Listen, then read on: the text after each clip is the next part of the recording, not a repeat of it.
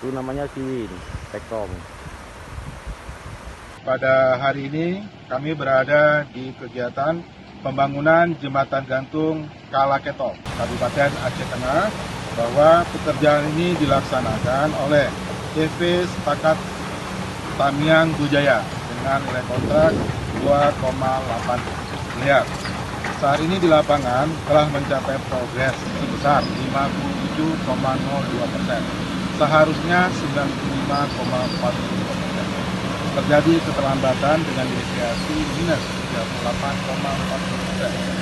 Pekerjaan ini selesai di tanggal 17 Desember, di mana pekerjaan ini mengalami kendala yang akibatkan mobilisasi material ke Sungai Seberang yang harus dilalui 3 kali lebih jauh dari titik.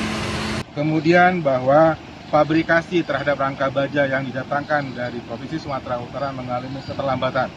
Ini salah satu yang menyebabkan deviasi terjadi di lapangan. Kami telah sepakati dengan pelaksana, dengan pengawas, dan hadir dalam hal ini Bapak Pengguna Anggaran, Kadis PUPR Aceh, bahwa pekerjaan yang tersisa yaitu rangka baja insya Allah akan tiba pada besok hari, tepatnya tanggal 30 November. Kemudian pemasangan mulai dilakukan tanggal 1 Desember sampai dengan tanggal 10 Desember.